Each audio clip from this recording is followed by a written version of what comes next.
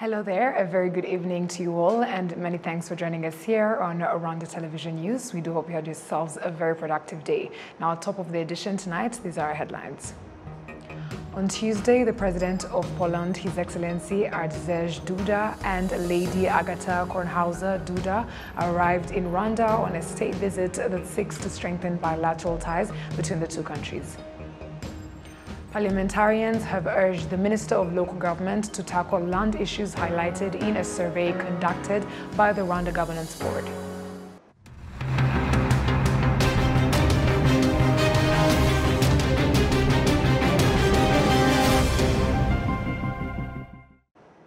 We are very glad to have your company tonight, coming to you straight from the heart of Africa, Kigali. My name is Martina Avera. Let us kick things off by letting you know that on Tuesday, the President of Poland, His Excellency Andrzej Duda, and First Lady Agata Kornhauser-Duda arrived in Rwanda on a state visit that seeks to strengthen bilateral ties between the two countries. At Kigali International Airport, President Duda and his wife, who traveled from Nairobi, Kenya, which was their first stop in the East African visit, were welcomed by the Minister of Foreign Affairs and Cooperation, Dr. Vincent Biruta, and other senior officials. His visit to Rwanda marks a significant chapter in the diplomatic relations between Poland and Rwanda. Polish flags have been hoisted on the main road from the airport to welcome the Polish leader and the First Lady. The East African visit, which will be concluded in Tanzania, is part of the Polish head of state's mission to build presence on the African continent. Now, while in Rwanda, he is expected to hold bilateral talks with his counterpart, President Paul Kagame, and preside over the signing of cooperation agreements between both countries. The two leaders will address a press conference. President Duda will visit Kigali Genocide Memorial and, together with his delegation, participate in Rwanda-Polish business before visiting Luna Smelter, the largest Polish investment in Rwanda's mining sector, as well as a visit to Kibeho in southern province. President Duda's visit to Rwanda holds special significance considering the long-standing friendship between the two nations. Diplomatic relations between Rwanda and Poland, dating back to July 10, 1962, have since evolved into a multifaceted partnership encompassing education, defense, agriculture, trade, and investment. Now, not moving far from the visit, some of the Rwandans who go to Poland applaud the skills gained in Poland. On the other hand, Polish investors in Rwanda commend Rwanda's easy mode of investment. Crystal Uwase has more on this report. In 2019 and 2020, Mugisha Vincent was studying in Poland, studying at one of the local universities, and gained knowledge that changed his life as he currently has two business companies in Rwanda. Poland changed my life. Before I went there, I was a banker for more than 10 years, but I decided to go there to proceed my master's there. But it changed all my mindset. I came as an entrepreneur. So in Poland, I started two ventures. The one is called the Iconic, and the other one is Tanganist. So all as you know, when you are in Poland a student, you have those called student job. All the student job are those non-qualified, but I saw how people with digital skills are getting more income than other people. It gives me the idea of like starting a school of teaching Rwandan kids digital skills. The other thing, the other thing I learned from Poland, it's starting a new business of teaching students how they can apply to go to start there. For me, Poland, it's a country of destination. So everyone who wants to start a new life, to start a new career, can try to go and see how it is there. Sine Denise participated at the 19th National Mushikiano Council. She's one of 1,500 Rwandan students studying in Poland who are proud of the way this country cooperated with the Rwandan embassy in welcoming those who fled the war between Ukraine and Russia and were given the opportunity to continue their studies in this country. Your Excellency, on behalf of my friends, we left Ukraine together and we are studying medicine here in this country. When the war in Ukraine happened and we fled after the end of the war, you have restored our confidence because of the diversity of your leadership. Our Embassy of Rwanda in Poland did everything for us to be able to continue our studies. It was difficult, but it was possible, and for that we appreciate your good leadership, Your Excellency. Poland, which has a population of 40 million, is one of the 27 countries that make up the European Union. Investors have invested more than $20 million in the Luna Smelters factory. A member of the company's board of directors, Katarzyna Janik, says that investing in Rwanda is profitable. So Luma Holding has over 25 years of experience in terms of metallurgical knowledge, so that's what we brought. We skilled our forces in terms of work capital. We trained our people here, and I'm proud to say that over 150 employees right now, only one is expat, so the rest is Rwandan. We took the settlement in 2018, then we worked for 1 year to make this plant operational, and we start production in 2019.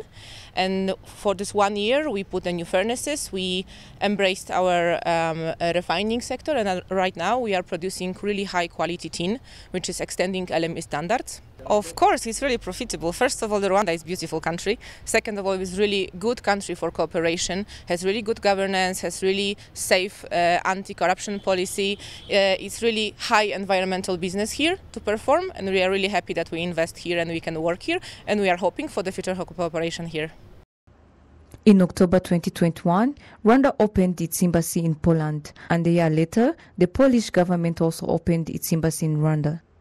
Christelle Wase, RwandaTV News.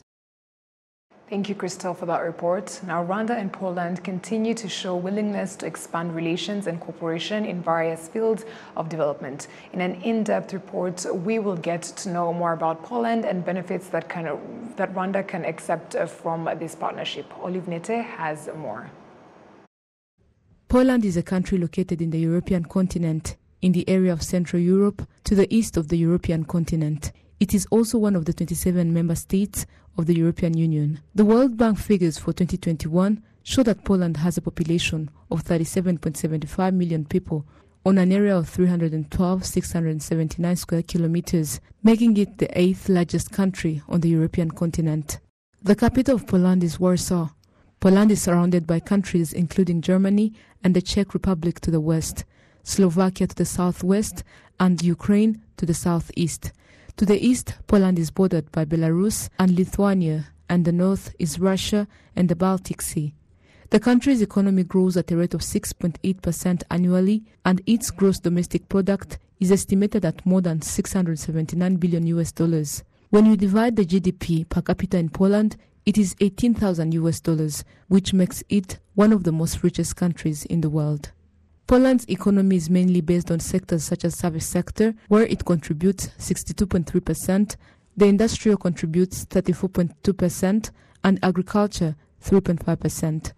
Rwanda opened its embassy in Poland's capital, Warsaw, in 2021, and Professor Jaka Anastase became the first ambassador to the country. He presented his credentials on December 7th in the year 2021. Poland is one of the leading countries in Central and Eastern Europe that offers a number of opportunities to Rwandan students who want to pursue their education in higher learning institutions and universities. From that time, traveling activities of the leaders in various levels of the countries increased, an example being the retreat of diplomats representing their countries in Poland, which took place in June last year, 2023. In the retreat, the Minister of Foreign Affairs and Cooperation of Rwanda, Dr. Vincent Biruta, was invited as a guest of honor in this ceremony, and the President of Poland, Andrzej Duda. In October last year, 7 Polish companies visited Rwanda in order to look at investment opportunities available in the country. Today, a similar number of Polish companies show their desire to expand their activities in Rwanda in sectors including agriculture, cybersecurity, astronomy, drones, and water resources. It is in this regard that the President of Poland, Andrzej Duda, is in Rwanda for a 2-day official visit in order to further strengthen relations and expand cooperation between the two countries. There is much to be expected as a result of this visit on both sides in the interests of each country, given that this country has recently shown its relations with Rwanda to be very good based on mutual respect that overcomes colonialism. Olive Nete, RTV News. Parliamentarians have urged the Minister of Local Government to tackle land issues highlighted in a survey conducted by the Rwanda Governance Board. MPs warn that if not promptly addressed, the situation could quickly escalate. Sankalisa has more. The Minister of Local Government, Jean-Claude Musabyimana, appeared before the parliamentary plenary session to provide verbal explanations on the issues indicated in the RGB report. Citizens affirmed the presence of corruption, nepotism, injustice, delayed service provision, harassment and other issues within local government authorities. We noticed issues in service delivery among local authorities, especially concerning land and housing and agriculture and livestock. These are general, but we will go into specific issues in each of the mentioned sectors. Findings of the survey conducted by the Rwanda Governance Board RGB revealed that residents in 15 out of 30 districts have voiced criticism regarding the provision of services by local authorities, particularly concerning land and housing. Following the explanations provided by the Minister of Local Government, MPs had inquiries. It should be made clear so that residents know the service provided in particular sectors, because when a citizen is told to come another time to get the service they wanted, that is intentional service delay.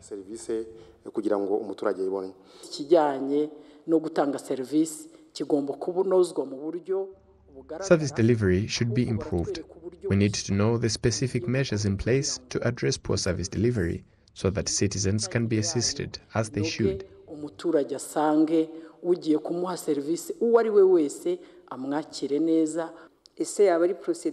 Does it take long procedures to designate staff into specific positions? Currently, land and service workers in the city of Kigali and secondary cities receive between 100 and 200 people with land problems per day. The large difference between the number of issues at hand and the designated staff to address those issues creates a gap in service provision. Minister Musabyimana outlined several measures aimed at permanently resolving the issues. We know the problems and we have measures in place. We discussed with service providers. We also agreed with district authorities that before hiring, they should look on the pending list and see if there is no potential candidates to occupy those positions.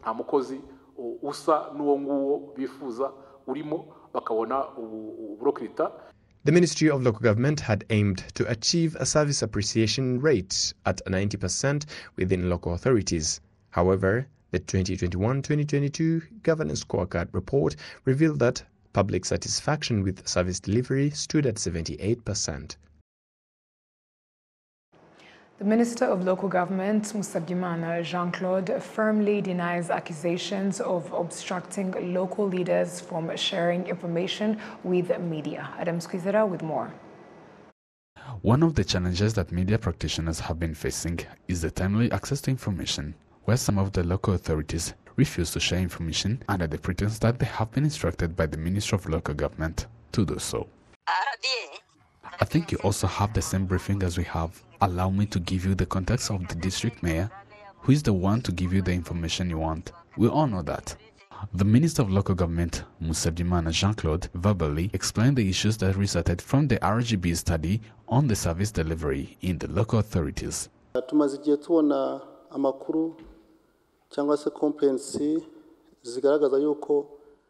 We've seen some complaints from media that the Ministry of Local Government prevents the local administrators from providing information on the issues affecting the residents. And some of those leaders also denies residents to provide information to the journalists, which was find that it defies the right of the expression for the residents. Then here the result of it is that the issues that was said to be addressed can't be addressed by that time. Then I want you to explain about those complaints, that there is that issue. In the response to this question, Minister Musabyimana Jean-Claude noted that he has never given orders to obstruct local leaders from sharing information with the media. It's not true at all, because there is no any place I've said that no any local administrator is allowed to provide information. I've even had it just like that on social media, as I don't even have any more explanations, because I didn't say that. Those local administrators who refuse to speak to the media affirm that the instructions states that the only district mayor has the right to provide the information with media. Now, since the start of 2024 in the Busengo sector of Gakenke district, residents have provided information leading to the discovery of 4 bodies of victims of the genocide against the Tutsi. Sam Kalisa has more. In Kirabosel of Busengo sector in Gakenke district, special communal activities have been carried out to search for bodies of the victims of the 1994 genocide against the Tutsi, based on the information provided by some of the residents. Many Tutsis were killed in the area, particularly the sub-prefecture of Busengo, as the director of Ibuka in Busengo sector confirms. Many Tutsis lived in this place. When it got difficult during the genocide, they tried to come together and try to defend themselves. But unfortunately, they were all killed. Residents whose loved ones were killed from this area applaud those who are providing information so that their family members can be given a decent burial. The fact that people with information on where they are have started giving it proves that unity and reconciliation is working. They discovered a body here, and another one was previously discovered in another area. When that happens, it shows that unity and reconciliation has been achieved. Gakenke District Mayor encouraged residents to continue providing information on the whereabouts of the genocide victims. Although it has been a long time, sometimes providing information depends on when a person feels ready. They should provide the information to the families of the victims and authorities. We are all together to make sure that unity and reconciliation is a reality, but also help the families of the victims. In January, 2 bodies were discovered in this area and 2 more in February, and such activities will continue in different parts of the district.